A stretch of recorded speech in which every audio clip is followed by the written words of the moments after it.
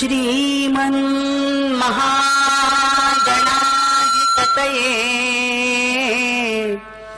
नमः।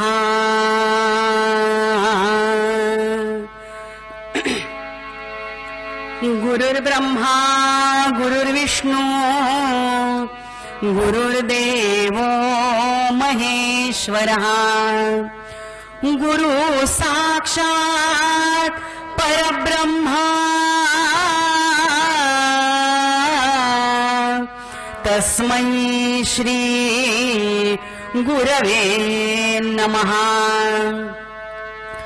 वसुदेवसुतं देवं कंसचाणूरमर्दनं देवकी परमानन्दं कृष्णं वन्दे जगद्गुरुं कृष्णं वन्दे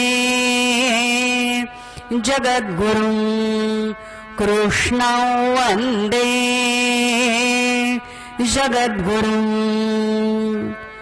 गणेशप्रिया योगिराजा समर्था महातापसी पूर्णवादः प्रणेता तया पावना पूर्णिमा पूर्णचंद्रा।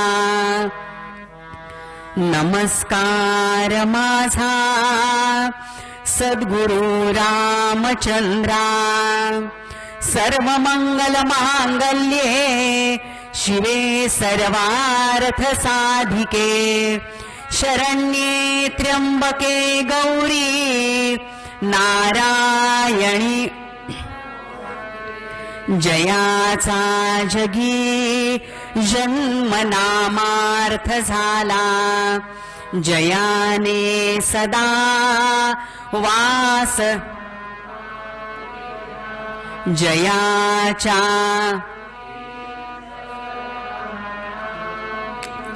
हाताची घडी नको बरं, हात जोडायचे सगळ्यांनी आणि छान माझ्यासोबत म्हणायचं. हात बांधून घडी घालून वगैरे नका बसू. जयाचा जगी जन्म नामार्थ झाला जयाने सदा वास नामात केला जयाच्या मुखी सर्वदा नाम कीर्ती. नमस्कार माझा ब्रह्मचैतन्य मूर्ती शुकासारिखे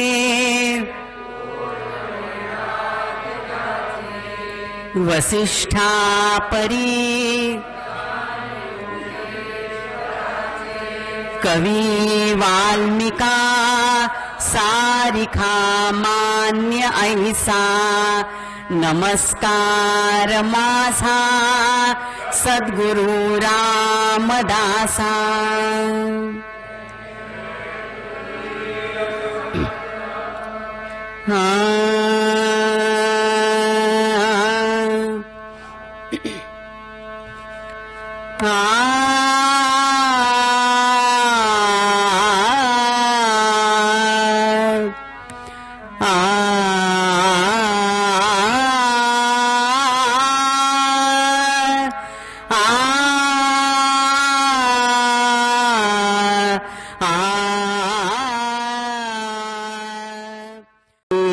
जय जय राम कृष्ण हरी जय जय राम कृष्ण हरी जय जय राम कृष्ण हरी जय जय धिन धिन दातिन त्रक धिन दागी त्रक कृष्ण हरी जय जय राम जय जय राम जय जय राम कृष्ण हरी जय जय राम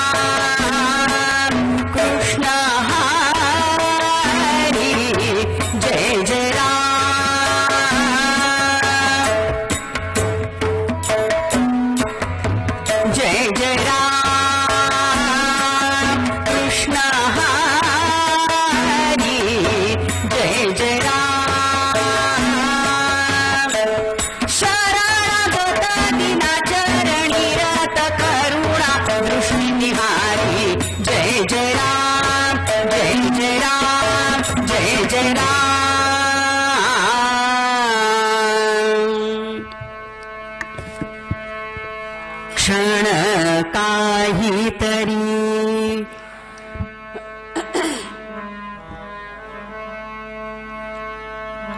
क्षण काहीतरी स्वतःस विसरू क्षण काहीतरी स्वतःस विसरू गुरुचरणाते नित्य स्मरू गुरुरायाचे नाम गाऊनी हा भवसागर पार करू हा भवसागर पार करू हा भवसागर पार करू हा भवसागर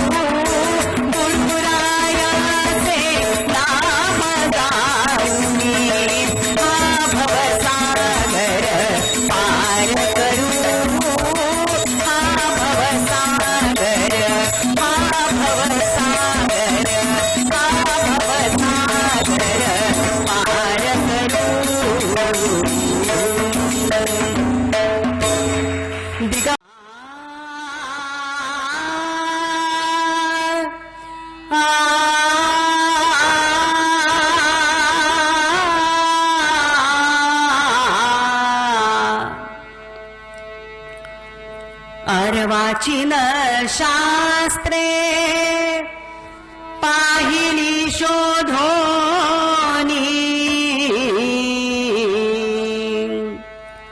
बऱ्याच मंडळींनी हा अभंग लिहून मागितलाय, रेकॉर्डिंग करून मागितलाय. तबला पेटी शिवाय तुमच्या आवाजात आम्हाला असाच रेकॉर्डिंग करून द्या रोज म्हणण्याकरता म्हणून. अशा बऱ्याच जणांचे मला मेसेजेस आलेले आहेत बरं का. आमच्या काकांचा पण आलेला आहे. इथं शूटिंग सुरूच आहे. हां, तुम्हाला इथं पण मिळेल आणि अगदी अधिकारी सत्पुरुष जे त्यांना मी देईन, पण सरसकट सगळ्यांना देणं शक्य नाही. हां, काकांच्याकडे आणि आमच्या लक्ष्मी काकूकडे दिलेलं आहे, त्यांच्याकडून आपण घेऊ शकता.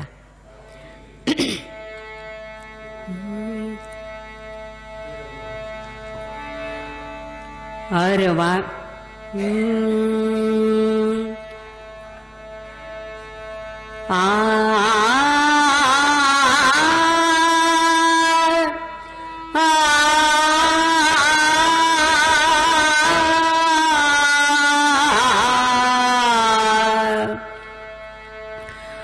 अर्वाचीन शास्त्रे पाहिली शोधोनी अपुरी जाणोनी बोलता हे अर्वाचीन शास्त्रे पाहिली शोधोनी अपुरी जाणोनी बोलता हे पाहुणे हा काळ येतो कळवळा पाहुणे हा काळ येतो कळवळा वाटतो जिव्हाळा मानवाचा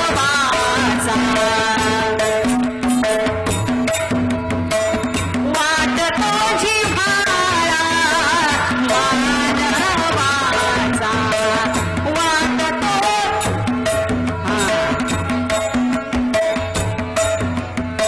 उठाउठी काही बोले ना करी तळमळ शास्त्राभ्यासे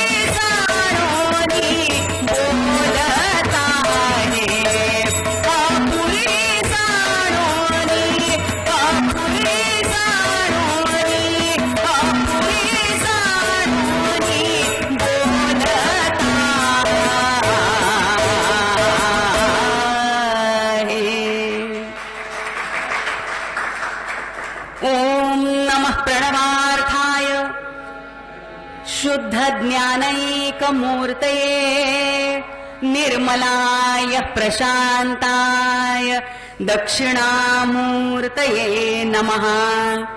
निधये सर्वविद्यानां भिषजे भवरोगिणां गुरवे सर्वलोकानां दक्षिणामूर्तये नमः। पंढरीनाथ महाराज की, गोपाल कृष्ण भगवान की, सद्गुरुनाथ महाराज की, सब संतन की। नमः पार्वती पते राजाधिराज रामचंद्र भगवान की, भारत माता की, छत्रपति शिवाजी महाराज की जय, पवन सुत हनुमान की जय जय। समर्थ मंगलमूर्ति अवधूत चिंतन श्री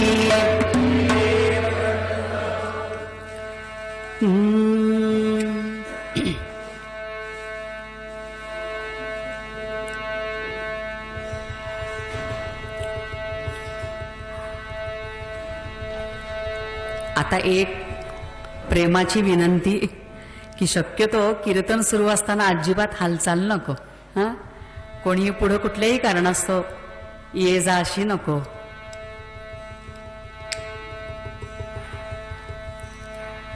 ज्यांनी लहान मुलं आणली आहेत त्यांनी लहान मुलांना छान आपल्याजवळ ऐकायला बसवून घ्या. मोबाईल असतील तर ते सायलेंट मोडवरती ठेवा. कमीत कमी वेळेमध्ये आपल्याला कीर्तन भगवंताच्या चरणी अर्पण करायचंय, आपल्याला आत्मसात करायचंय. परम सद्गुरु डॉक्टर रामचंद्र महाराज पारनेरकर यांनी लिहिलेला हा अभंग, पाहोनी हा काळ येतो कळवळा, वाटतो जिव्हाळा मानवाचा. उगीच आपलं आमच्यासारखं उचलली जीभ असं नाही. मग येतो कळवळा मानवाचा, उठा उठी काही बोलेना बरळ, करी तळमळ शास्त्राभ्यासे. जे काही साधू संत सत्पुरुष बोलतात ते तळमळी पोटी बोलतात बर का. पण आमची अवस्था कशी आहे? संत महात्मे सांगून गेले, सुकला त्यांचा घसा तरी हा माणूस वेडा वेडा पिसा. संतांनी तुम्हाला मला शहाणं करण्याकरता किंबहुना तुमच्या माझ्याकडं चर्मचक्षू आहेत, पण केवळ चर्मचक्षूच्या बळावर आमचं जीवन सार्थकी लागणार नाही. याला चर्मचक्षू असं म्हणतात. पण ठाऊक आहे आपल्याला की या चर्मचक्षूनं आपण जे बघू शकतो, जे आम्हाला दिसतं ते दिसतं तसं, आणि मग आमचा गोंधळ होतो. बरोबर आहे की नाही? कन्फ्यूज होतो आम्ही की नेमकं काय करायचं, नेमकं कोणत्या मार्गाने जायचं, काय खरं काय खोटं आमचं आम्हालाच कळत नाही. बघितलं तर आम्ही कधी कुणाचं काही वाईट केलेलं नाही, कधी कुणाचं वाईट चिंतलेलं सुद्धा नाही. इतके आपण सज्जन आहोत, इतके आपण सज्जन आहोत. पण सज्जन असून सुद्धा आपल्याला बघायला मिळतंय की समाजामध्ये जे दुर्जन आहेत ते आमच्यापेक्षा यशस्वी आहेत. दिसताना तरी असं दिसतंय, जवळ गेल्यानंतर कळेल काय परिस्थिती आहे. पण बघायला मिळतंय की नाही की प्रारब्धेची मिळे धन आणि प्रारब्धेची मिळे मान. कित्येक समाजामध्ये असं कित्येक मंडळी अशी बघायला मिळतात की ज्यांची अजिबात खरंच काही पात्रता नाही, पात्रता नसताना सुद्धा प्रारब्धेची मिळे धन आणि प्रारब्धेची मिळे पात्रता नसताना सुद्धा त्यांच्याकडे धन आहे, मान आहे. आणि काही समाजामध्ये अशी मंडळी आहेत की खरंच ज्यांची पात्रता आहे पण त्यांच्याकडे धन आणि मान. याचाच अर्थ काय आहे? केवळ प्रारब्धावरती सोडून चालणार आहे का? नाही, प्रारब्धातच आमच्या असं होतं. एका विशिष्ट मर्यादेपर्यंत प्रारब्धाच्या चर्चा ठीक आहेत, पण सज्जन हो, परम सद्गुरू डॉक्टर रामचंद्र महाराज आम्हाला सांगतायत, पारनेरकर महाराज आम्हाला सांगतायत की बाबा रे, पूर्वजन्म मूळ, पूर्वजन्म मूळ, पुनर्जन्म फळ नसे हा केवळ इह जन्म. मागचा जन्म आमचं मूळ आहे, पुढचा जन्म या जन्माचं फळ आहे. बरोबर आहे की नाही? आणि फळ चांगलं पाहिजे असेल, फळ जर चांगलं पाहिजे असेल तर काय करावं लागेल? किती सोपं आहे की नाही? या जन्मात, या जन्मामध्ये आम्हाला पेरताना विचार करावा लागेल, काय पेरायचं आणि काय पेरायचं नाही याचा पावलोपावली सतसत विवेक बुद्धी जागरूक ठेवून आम्हाला याचा विचार केला पाहिजे. आणि हा विचार करण्याची व्यवस्था म्हणजे कीर्तन व्यवस्था आहे. कीर्तन देवा करता चाललेलं म्हणावर नाही. मी कीर्तन केलं तरी तो आहेच आणि आपण कीर्तन नाही केलं तरी तो आहेच. आम्ही देव मानला तरी तो आहे आणि आम्ही देव नाही मानला तरी तो. लॉकडाऊन मध्ये 2 वर्ष मठ मंदिर कथा कीर्तन सगळं बंद होतं तरी तो. बरोबर आहे की नाही? आमच्या मानण्यावरती आणि आमच्या कथा कीर्तनावरती त्याचं अस्तित्व अवलंबून नाहीये. पण त्यातल्या त्यात बरोबर सूर्य उगवायची वेळ होते सूर्योदयाची आणि बरोबर त्या वेळेला नेमकं कोंबडं आरवतं आणि त्यामुळं कोंबड्याला जरा किंमत मिळते. वास्तविक ते कोंबडं आरवलं तरी सूर्य उगवणार आहे आणि नाही आरवलं तरी सूर्य. बरोबर आहे की नाही? त्या कोंबड्याच्या आरवण्यावरती त्या सूर्याचं उगवणं अवलंबून नाहीये.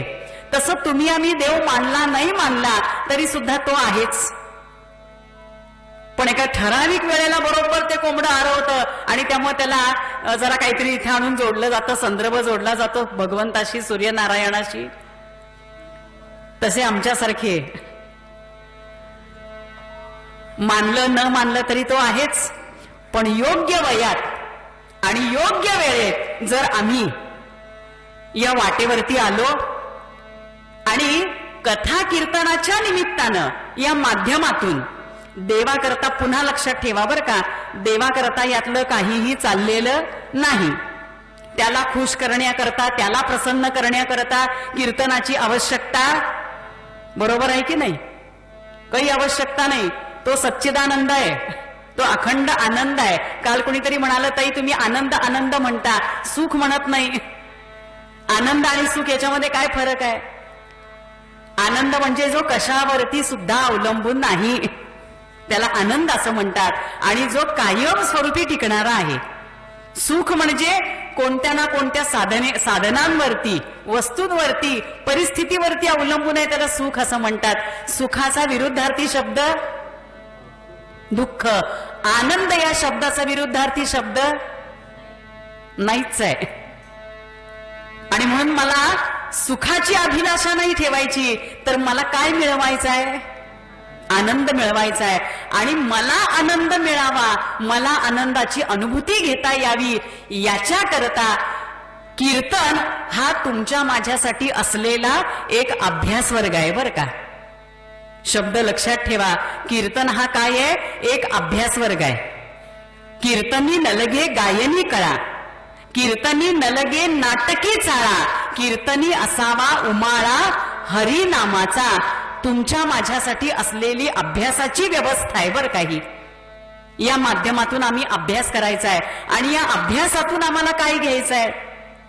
दुजी काही सोय पहारे शोधोनी. चर्मचक्षुनी आम्हाला कळलंय मर्यादा आहेत या चर्मचक्षूंना. या चर्मचक्षुला जसं दिसतं तसं काही नसतं. मग या चर्मचक्षुला आणखीन 2 चक्षूंची गरज आहे. ते चक्षु आम्हाला कीर्तनाच्या माध्यमातनं, या अभ्यासाच्या माध्यमातनं, या अभंगाच्या माध्यमातनं आम्हाला मिळणार आहेत. आणि ते 2 चक्षु कोणते? तर ज्ञानचक्षु. ज्ञानचक्षु बर का. ज्ञानचक्षु या माध्यमातनं आम्हाला मिळाले की मग त्या ज्ञानचक्षुचा आम्ही वापर जीवनामध्ये केला की मग आम्हाला त्या ज्ञानाच्या माध्यमातनं आम्हाला आणखीन 2 चक्षु लाभतात, आणखीन 2 डोळे लाभतात आणि ते म्हणजे प्रज्ञाचक्षु. प्रज्ञाचक्षु. आणि एकदा का प्रज्ञाचक्षुचा आमच्या जीवनामध्ये, आमच्या प्रत्येक कृतीमध्ये त्याचा जर वापर होत गेला तर मग एक ना एक दिवस जीवनामध्ये असा येईल की जे माझ्याकडे नव्हतं, जे मग फक्त माझ्या सद्गुरूंच्याकडे आहे ते मलाही लाभेल. आणि ते म्हणजे काय? तर सगळ्यात महत्वाचे चक्षु ते म्हणजे दिव्य चक्षु. दिव्य चक्षु याचा अर्थ काय? दिव्य चक्षु म्हणजे आपण जेव्हा सद्गुरूंच्या समोर उभे राहतो, मग सद्गुरू आपले कोणीही असोत बर का, प्रत्येकाचं खातं वेगवेगळं आहे पण तत्व मात्र म्हणा, खाती वेगळी असली तरी तत्व एकच आहे. त्यामुळं भेदभाव करायचा एकमेकांमध्ये. हा शाब्बास. सद्गुरूंच्याकडे जे आहे ते आमच्याकडे आज नाहीये. काय आहे त्यांच्याकडं? तर त्यांच्याकडे दिव्य चक्षु आहेत. आणि दिव्य चक्षु याचा अर्थ काय? तर जेव्हा आपण सद्गुरूंच्या समोर उभे राहतो तेव्हा सद्गुरूंना, मी जेव्हा सद्गुरू समोर उभी राहते ना तेव्हा माझ्या सद्गुरूंना माझे मागचे अनेक जन्म आणि माझे पुढचे अनेक जन्म त्यांना दिसत असतात बर का. दिव्य चक्षुचं काय महत्व आहे? त्यांना दिसत असतं आणि आम्हाला बघावं लागतं. दिसत असणं आणि बघावं लागणं फरक आहे की नाही? आम्हाला बघावं लागतं. मग आम्हाला कसं बघावं लागतं? आम्ही काय करतो तर आम्ही आमची पत्रिका घेतो आणि ज्योतिषाकडे जातो आणि त्याला सांगतो जरा बघावं. आम्हाला बघावं लागतं. तरी सुद्धा उत्तरं सापडतातच असं नाही. आणि म्हणून मी काल म्हणलं की मग आम्ही काय करतो? उत्तरं सापडतच नाहीत, दुखणं संपतच नाही, आजार बरा होतच नाही. मग आम्ही ते दाबून टाकण्याकरता म्हणून मग कुठंतरी देवदेव देवदेव करायला लागतो बर का. पण आतमध्ये ठसठस आहेच की नाही ती? तसं नकोय. सद्गुरूंना सांगताय आम्हाला काय करायचं आहे तर आम्हाला हे जे जीवन मिळालंय त्या जीवनाचा आम्हाला परिपूर्ण आनंद घेता आला पाहिजे. जीवनाचा आनंद घ्यायचा आहे आम्हाला. आणि ज्याला जीवनाचा परिपूर्ण आनंद घेता येतो की नाही त्यानंच मोक्षाच्या गप्पा मारायच्या बर का. त्यानंच परमार्थाच्या गप्पा मारायला हरकत नाही. आम्हाला जीवनच कळलेलं नाहीये, आम्हाला जीवनाचा आनंद घेता येत नाही, जीवनाचं महत्व कळलेलं नाहीये आणि आम्ही जर नुसतं रामराम रामराम करत राहिलो तर कोण कुणाला फसवतंय? बरोबर आहे ना? मला जर जीवन कळलंच नसेल, महत्व कळलं नसेल, भगवंतानी मला जे दिलेलं आहे अन्न वस्त्र निवारा, प्रत्यक्ष रोज भगवंत आम्हाला सूर्य नारायणाच्या रूपाने दर्शन देतोय, हे सगळं जे नित्य चाललेलं आहे की नाही याचं जर मला महत्व कळत नसेल आणि याचा जर मला आनंद घेता येत नसेल तर मग आम्ही कितीही नामस्मरण केलं तरी आमचं कल्याण होईल का हो? आम्हाला आनंद मिळेल का? जरी आम्ही म्हणत असलो ना न कळता पद अग्नीवरी पडे, आमचे ज्ञानोबाराय म्हणाले न कळता पद अग्नीवरी पडे तरी दाह न करील ऐसे न घडे.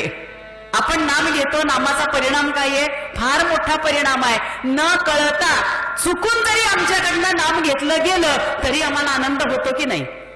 होय किंवा नाही? एवढी थंडी आहे तरी सुद्धा तुम्ही कीर्तनाला येते आणि कुठून कुठून येत आहे? लांबून लांबून. काय येत आहे बरं? कारण आनंद मिळतोय. बरोबर आहे?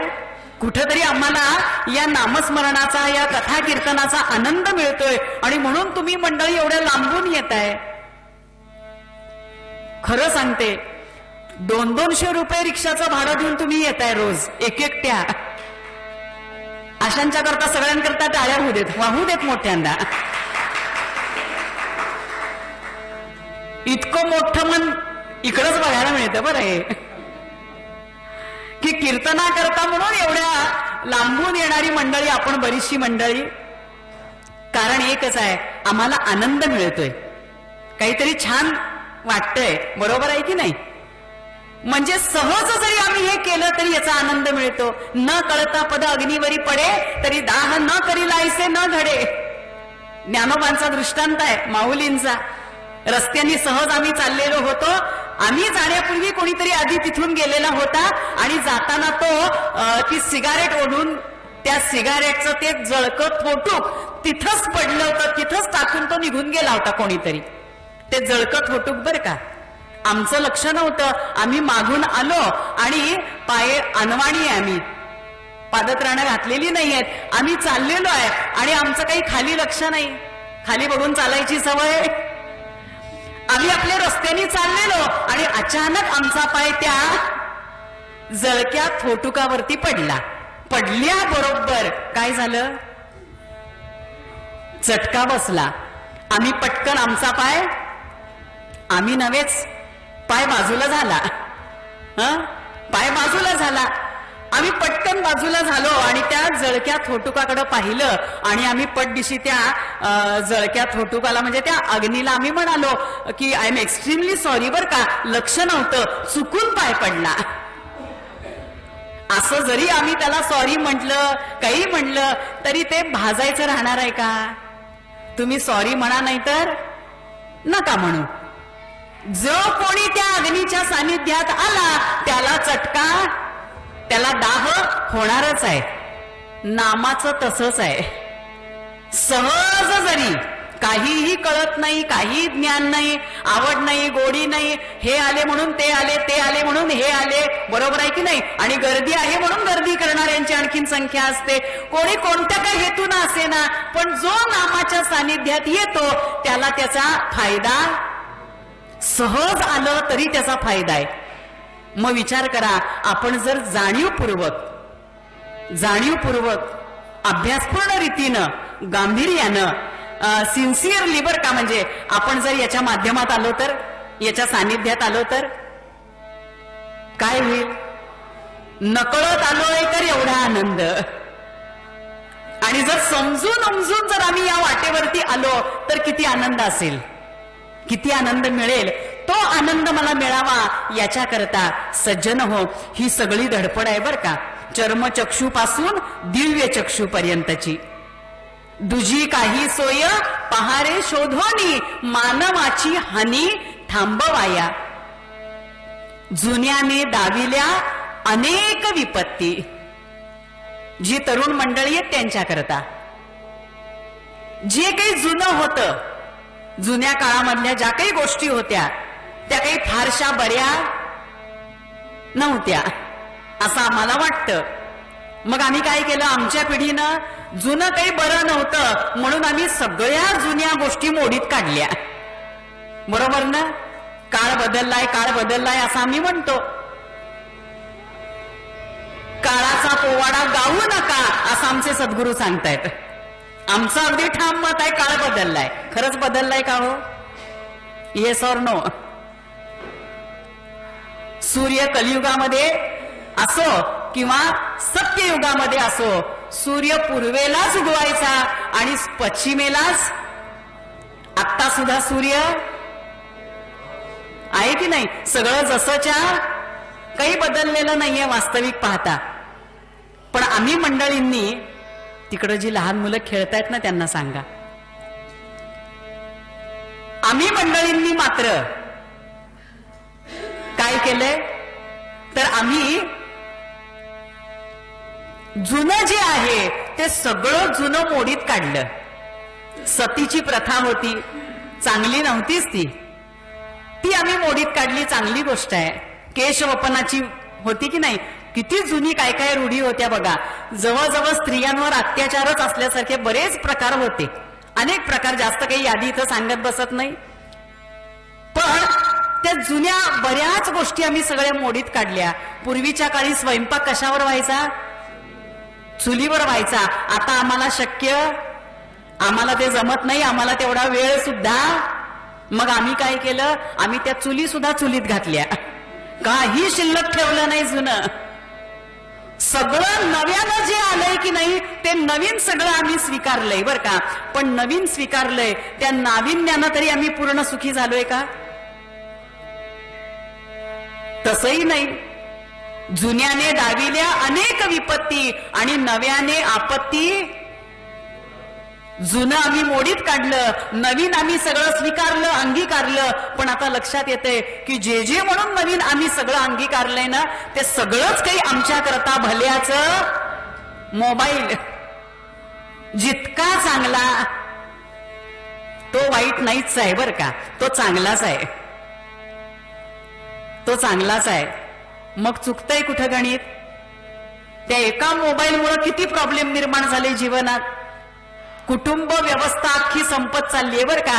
आणि त्याला अगदी साधा सोपा मार्ग म्हणजे मोबाईल आहे. आमची लहान मुलं नको तितकी शहाणी झालीत, बरोबर आहे ना. त्याच्यावरती आम्हाला आमच्या मुलांना बिघडवण्याकरता जे जे म्हणून करता येईल ते सगळं मोबाईलच्या माध्यमातून आता सध्या सुरू आहे. तरुण पिढी बिघडलीये, लहान मुलं बिचारी बिघडत चाललेली आहेत. त्याचा मनावरती आणि आरोग्यावरती विपरीत परिणाम होताना दिसतोय. आणि ही भयानक अवस्था समाजामध्ये आहे. नव्याने आपत्ती वाढविल्या. मग याच्यामध्ये त्या मोबाईलचा दोष आहे का? जे जे नवीन आलंय त्याचा दोष आहे का? विचार केला तर नाही, नाही बर का. मग दोष कुणाचा आहे? दोष नेमका कशात आहे? आम्हाला शाळेमध्ये, आम्ही जेव्हा शाळेमध्ये जायला लागलो तेव्हा शाळेमध्ये गेल्यानंतर आमच्या मुलांना काय शिकवलं जातं? तर शोध घ्यायला शिकवला जातो. लक्षपूर्वक ऐका. आमच्या मुलाबाळांना आम्हाला शाळेमध्ये शोध घ्यायला शिकवला जातो बर का. H2O म्हणजे काय? हायड्रोजनचे 2 कण, ऑक्सिजनचा 1 कण यांचा संयोग झाला की जे तयार होतं त्याला काय म्हणतात? इज इक्वल टू वॉटर, पाणी. असे अनेक शोध आम्हाला शाळेमध्ये शिकवले जातात. शोध लावायला शिकवलं जातं. आम्हाला सगळ्यांना शोध लावता येतात आता. पण विचार करा, मला तहान लागली, मला शोध लावता येत नाही. मला शोध लावता जरी येत नसला तरी तहान लागल्यानंतर रामरायानं माझ्याकरता पाण्याची व्यवस्था. आणि ज्यांना शोध लावता येतात त्यांनाही तहान लागते आणि त्यांच्याकरता सुद्धा पाण्याची व्यवस्था. म्हणजे तहान आणि पाणी या गोष्टी सगळ्या उपलब्ध आहेत बर का. शोध लावता येऊ दे नाहीतर नको येऊ दे. अनेक गोष्टींचा आम्ही शोध लावण्यामध्ये तत्पर झालो. पण विचार करा, ही मुलं लहानाची मोठी झाली. शोध लावत लावत लावत आम्ही मोठे झालो. शिक्षण घेतलं. आयुष्यातली जवळजवळ 27, 28, 30 वर्ष आम्ही मुलांनी, आमच्या मुलाबाळांनी शिक्षण घेण्यामध्ये आयुष्य घालवलंय. उत्तम प्रकारे शिक्षण घेतलंय. आताची जर पिढी बघितली तर त्यांची शिक्षण कशी आहेत, त्यांचे रिझल्ट कसे असतात? आपल्या वेळेला म्हणजे आमच्या वेळेला बर का, तुमच्या वेळेला आणखीन वेगळा असेल, पण आमच्या वेळेला फर्स्ट क्लास मिळाला तरी सुद्धा आई वडील खुश. आता 99 पॉइंट बर का, पॉइंट वरती सुद्धा घासाघीस होते. आणि त्याच्यामध्ये जरी कमी काही झालं तरी मुलं आत्महत्या करतात. ही परिस्थिती चांगली आहे का बिघडलेली आहे? मुलं लहानाची मोठी होतात, उत्तम प्रकारे शिक्षण घेतात, त्यांच्या हातामध्ये सर्टिफिकेट आहे, सर्टिफिकेटची फाईल भरलेली आहे बर का. आणि जेव्हा शिक्षण झालं आणि आता पोटापाण्यासाठी नोकरी पाहिजे, मग नोकरी करता जेव्हा ही मुलं जातात तेव्हा ज्या ऑफिसमध्ये हे इंटरव्ह्यू द्यायला जातात, नोकरी मागण्याकरता जातात, तिथं त्यांना सगळी सर्टिफिकेट असताना सुद्धा त्यांना नोकरी करता त्यांना त्या साहेबांच्या समोर विनंती अर्ज करावा लागतो. बरोबर आहे ना? विनंती अर्ज करावा लागतो. बरं, तो एवढा विनंती अर्ज केला, एवढं सगळी सर्टिफिकेट आहेत, तरी सुद्धा आमच्या मुलांना नोकरी मिळतेच असं नाही. 100% नोकरी मिळेलच काही सांगता येत नाही. आमची मुलं अशी रांगेत उभी असतात आणि मागून एखादा येतो वशिल्याचा टट्टू. मग त्याच्याकडे जातीचा वशिला असतो, पैशाचा असतो, नाहीतर मंत्र्याचा असतो. असा एखादा कुणीतरी मागून येतो आणि त्याची पात्रता नसताना सुद्धा तो आमच्या मुलांच्या पुढे जाताना आपल्याला बघावं लागतं. त्यांना नोकरी मिळते, ते समाजामध्ये नावलौकिक मिळवतात आणि आमची मुलं शिकून सवरून कष्ट करून सुद्धा म्हणावं ते यश त्यांना मिळत नाही आणि पदरात फक्त फ्रस्ट्रेशन पडतंय. ही अवस्था आजच्या समाजाची आहे की नाही? याचा अर्थ अगदी स्वच्छ आहे की आमच्याकडे ज्ञान आहे, आम्ही अभ्यास केलाय, आम्ही कष्ट घेतलेले आहेत, आम्ही यशस्वी झालोय अभ्यासामध्ये, परीक्षेमध्ये, तरी सुद्धा जर आम्हाला नोकरी करता जर दुसऱ्यासमोर विनंती अर्ज करावा लागत असेल ना, तर अगदी स्वच्छ आहे. आमच्याकडे जे ज्ञान आहे ते ज्ञान कसं आहे, तर ते परप्रकाशित आहे. हे ज्ञान कसं आहे? हे परप्रकाशित आहे. जे शाळेमध्ये शिकवलं गेलंय, शोध लावायला शिकवलं गेलं, हे ज्ञान कसं आहे, तर हे परप्रकाशित ज्ञान आहे बरं का. कथा कीर्तनाच्या माध्यमातून आम्हाला कोणतं ज्ञान दिलं जातं, तर मला स्वयंप्रकाशित व्हायचंय आणि स्वयंप्रकाशित होण्याकरता जे ज्ञान दिलं जातं त्या मार्गाला भक्ती मार्ग असं म्हणतात, त्याला कथा कीर्तनाचा मार्ग म्हणतात. दुजी काही सोय, दुजी म्हणजे कोणती, तर ही सोय आहे. सुखा करता नवे नवे आनंदा करता असलेली अगदी साधी सोपी सुलभ आणि गोमटी वाट कोणती? सोपी म्हणायला हरकत नाही बरं का, मनापासून केलं तर हे खूप छान आहे, खूप गोड आहे ही वाट. ही वाट कोणती, तर ह्या अध्यात्म मार्ग. या वाटेवरती आल्यानंतर आम्हाला काय मिळतं? काय मिळतं तर सज्जन हो, शाळेमध्ये शोध लावायला शिकवला जातो आणि कथा कीर्तनातून साधू संतांनी लिहिलेल्या अभंगातून आम्हाला बोध घ्यायला शिकवला जातो. शोध आणि शोध महत्वाचा का बोध महत्वाचा? बोध महत्वाचा. खूप शोध लावता येतो पण बोधच घेता येत नसेल काय उपयोग आहे? जरासं जरी संकट आलं, जरा जरी संघर्ष वाट्याला आला तरी शिकली सवरलेली माणसं पटकन आत्महत्या करतात. म्हणजे त्यांच्याकडं शिक्षण आहे पण शहाणपण नाही, आणि शहाणपणाशिवाय जीवनाचा आनंद घेता येत नाही. जीवनाचा आनंद घ्यायचा असेल तर त्याच्याकरता शहाणपण लागतं. शहाणपणा करता बोध घेता आला पाहिजे आणि बोध सद्गुरू आम्हाला देत आहेत, संत आम्हाला देत आहेत. तो बोध घ्यायचा आहे आणि या बोधातून, हा बोध म्हणजे काय? विचार खूप मोठा आहे, विषय खूप मोठा आहे, मी फक्त तोंड ओळख याला म्हणतात तेवढीशीच आत्ता कळवून देऊ शकते बरं का. याच्यापेक्षा जास्त वेळ मी घेऊ शकत नाही, वेळेची मर्यादा आहे. आणि म्हणून एवढंच सांगते की आम्हाला बोध मिळावा, जीवनाची ती कर्तव्यता पूर्ण करता यावी, याच्याकरता आम्हाला संत सद्गुरू रोखठोकपणानं सांगतायत, खरे खोटे याचा करा रे निवाडा. तुम्ही जे काही करताय की नाही ते खरंच किती खरं आहे आणि किती खोटं आहे, तुम्ही स्वतःशी किती प्रामाणिक आहात, खरे खोटे याचा करा रे निवाडा. काळाचा पोवाडा गाऊ नका. उगाच काळ असा आलाय, काळ तसा आलाय, मग आम्हाला असं करावंच लागतो. काही काळाचा पोवाडा गायची गरज नाही. बाकीचं जग असं वागतं, मग आम्ही एकट्यानेच वेगळं वागून कसं चालेल? जगामध्ये राहायचं तर त्यांच्यासारखं. हे असला काहीही काळाचा पोवाडा गायची गरज नाही. बरोबर आहे ना? मी जन्माला आलीये, येताना मी माझं प्रारब्ध, मी माझा स्वधर्म सोबत घेऊन आलेली आहे आणि करता करविता माझा सारथी कोण आहे? तो राम आहे. तो भगवंत माझा सारथी आहे आणि ज्याचा सारथी परमात्मा आहे, हे ज्याला उमगलंय, हा ज्याला बोध मिळालाय, बोध झालाय, त्याच्याकरता जीवन हीच खऱ्या अर्थाने आनंदाची व्यवस्था आहे. लक्षात येते? झाडाला, त्या रोपाला समजा एखादी कळी लागली, आम्ही नुकतंच ते रोपटं एखादं घरी आणलं मोगऱ्याचं, त्या रोपट्याला आम्ही पाणी घालायला लागलो आणि होता होता होता एक दिवस काय झालं, त्या रोपट्याला एक छोटीशी कळी लागलेली आम्ही पाहिली. कळी दिसल्याबरोबर आम्हाला आनंद झालं का दुःख झालं? आनंद झाला.